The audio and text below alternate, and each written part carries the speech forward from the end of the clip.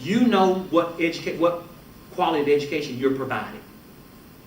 So you're going to go through evaluation. Now, with that evaluation process, you have to understand, and teachers sometimes have concerns about it, and rightfully so. But we as administrators have gone through intensive training, and then we are tested. We have to pass an exam to then be able to administer an observation for you.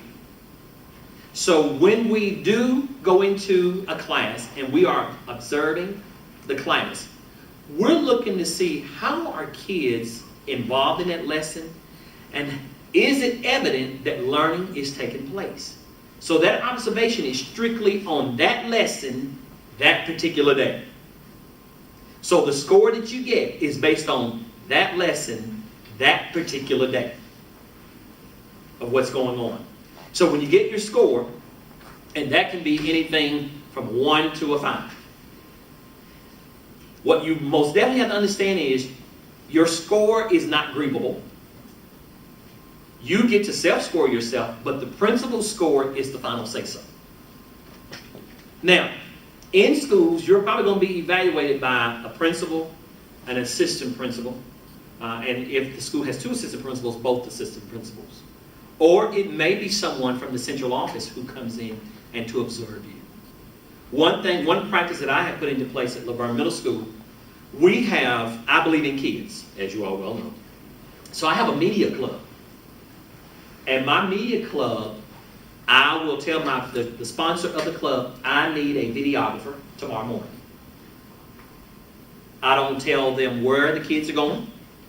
Meet me in my office at 7:55. When they get to my office, I tell them, go down to, what's your name? Heather. Go down to Miss Heather's classroom and videotape her lesson. They roll right in the door with a tripod and a video camera, just as Dr. Coppin is doing, and they start videotaping the lesson unannounced. Just teach. Good, solid teaching will happen if you are really doing what you're supposed to be doing. If you're doing what you're supposed to be doing. So that evaluation is very serious, because here, those scores then are then comprised, and then we as leaders have to make an ultimate decision based on your scores from those evaluations, based on your attitude that we deal with every day. Okay? Because it's 180 days that we're dealing with you. But the truth of the matter is, it's less than 180 days, because we have to make a decision before May. Because it has to be submitted to the central office. So technically, a good 100 days. So of those days, and your evaluations, and your involvement in the school, and for me, the love that you have for my kids, is it evident? Is it enough for me to say, 1 more year? Because you do know the laws have changed. We were fortunate enough, I'm grandfathered in on tenure. But I'm tenured as a teacher, not as an administrator. My boss can come in tomorrow and say, Holman, appreciate you, but you're going back to the classroom. There's nothing I can do about it. But you all, now coming into this tenure thing, you can be granted tenure, but it takes a good act of Congress. Your year 4 and 5, you have to have a good, solid 4 and 5 to even be recommended for tenure.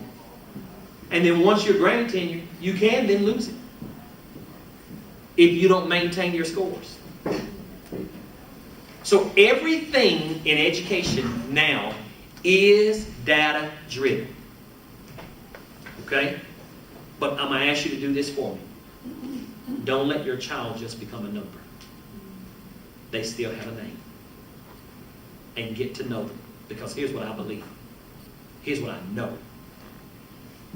If you care about them and they know that you care about them, they'll give you whatever you need and they'll perform for you.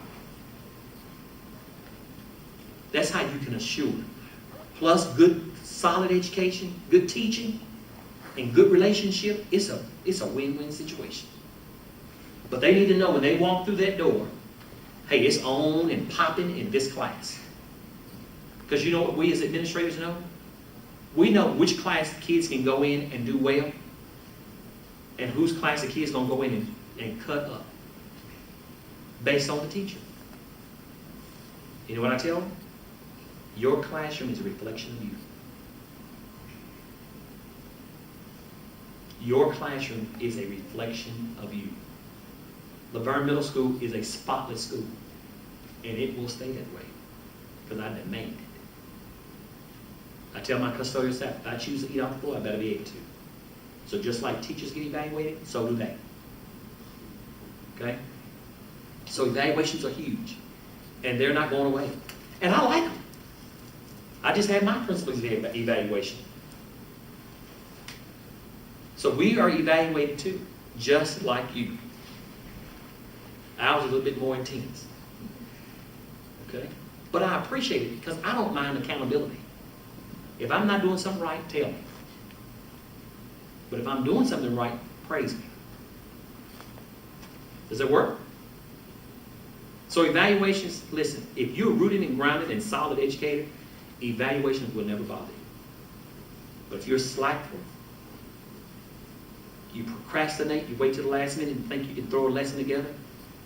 Administrators, we know when a lesson's a dog and pony. You know how we can very easily do? I'll go over to a kid. So tell me, how often do you all do this type of activity? Miss Holman, we have never done this before. I never shall forget, I was on a SACS evaluation team, and we visited a school. They had all these projects out in the hall. And so once, of course, part of that process, you have to interview all stakeholders. So we interviewed the kids, and we talked about projects. This one little boy, just as innocent, he said, we don't do this stuff. We did it because y'all were coming.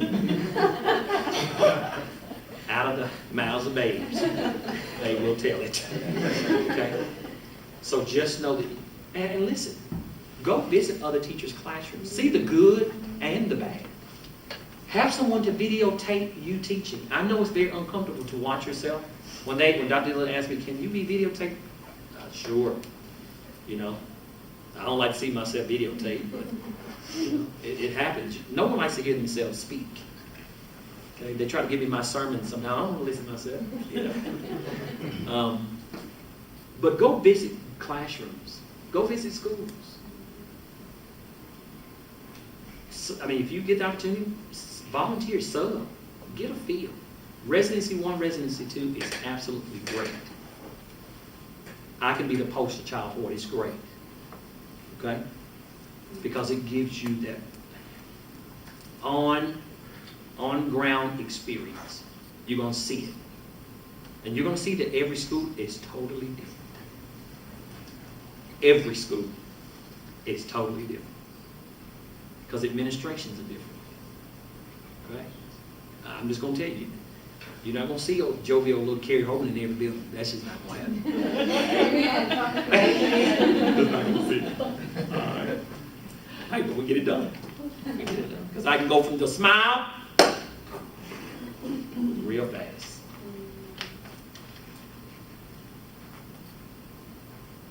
One of the things we're going to discuss this semester is TVOS data. And how important is it to you that your teachers understand TVOS? Listen, if you're going to look at it from this angle, if you're going to administer an assessment, why do you administer it if you're not going to see if it's learning or if it's some discrepancies? You want to be the very best. You want it's not about a score, but it's about learning. Are kids learning? And if they're not learning, what are you doing about it? And if they are, how are you excelling? So it's not enough just to give a test, and that's it. Because here's how we now zoom down. You have kids who are below basic, proficient, and advanced, right? So on a test, we look at it from two angles. Either kids are proficient, or either they were non-proficient. That's not enough. Because watch this. A child who was non-proficient may have only been non-proficient because he or she only missed one question. That's something that can be fixed in class. But when there's a child who has a deficit in reading, comprehension, fluency, then it gets into this whole notion of RTI squared. response to intervention. And you're going to hear all of this. Okay? It's the days of just going into a classroom and being able to teach and think that's it. Wrong. Okay? And the university is preparing you. Your on-site opportunities are going to prepare you. You're going to see everything from a child who is still at phonemic awareness. Meaning, I tell people all the time, principalship is nothing compared to first grade teaching. Try to teach 24 kids how to read, and you don't have an EA. It was some hard stuff. So you have kids who are still going through cut-act, says cat. Now, if a child is cut-act, doing phonemic awareness to try to get a word out, you're doing a disservice to a child calling on that child to read out loud in your class. That's why you have to know your children's performance based on their history from their TVAS. TVAS is going to tell you how much they have grown from year to year and how much they are retaining. That's just one piece of the puzzle. Then your formative assessments that you're giving in your classroom, along with just your conversational pieces and your classroom activities that you do, all support learning that goes on in your class. Now, but guess the other piece. And you can't be in class. Okay, on page 43. Somebody read for me. Nobody wants to teach like that. You get in there and you make it happen. See, I've gone to my preaching mode that fast. You see that? You get in there and you just make it happen. Get in there and have fun with learning. Okay? Here we have a situation. Here's a math problem. Guess what? The answer is A. Now you got to prove to me why it's A. See how quick I changed that? So what? I mean, you can get the right answer. Can't you explain why is that answer? That's the kind of teaching that's going on. Thinking and problem solving. Making it higher order thinking type things. Rigor in classrooms. It has to be present. It has to be. You're going to have to turn some flips. You're going to have to come in and dressed in character some days. Okay? You're going to have some mystery things going on. You're going to have to spend a little money. Say that loud. You're going to spend a little money. Because you have to be creative. This right here, in some people's eye, is just a sheet of paper. But in Mr. Holman's eye, I see a book.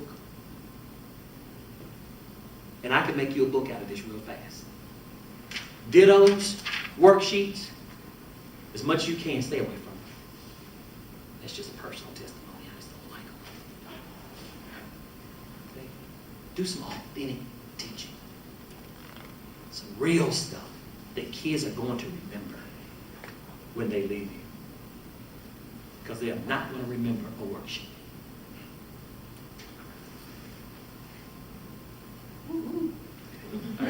All right. That's enough for me to close on. And I am at Yes. Mr. Holman's school on Tuesday and Thursday, but unfortunately, none of you will be at the school.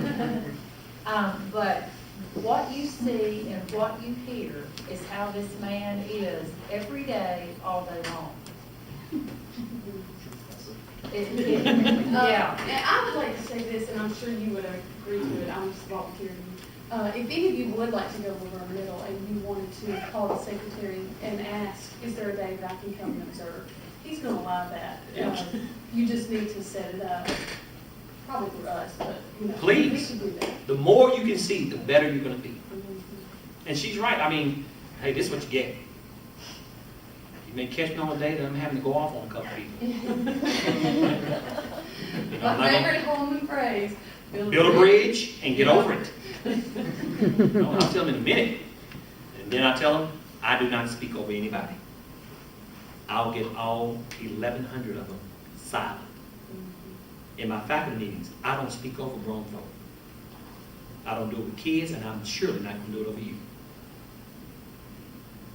And I speak that firm. But I love it. I love what I do. See how I can come back with a smile? But if you're going to come, you might want to check to see what they were eating. We do a lot of family eating. Don't we, Miss Anna? Oh, yeah. She in the last group, y'all will miss it. We do this project feed, and I had them deboning turkeys and cooking turkeys and dressing, and it was quite interesting. So, Thank you so much. absolutely.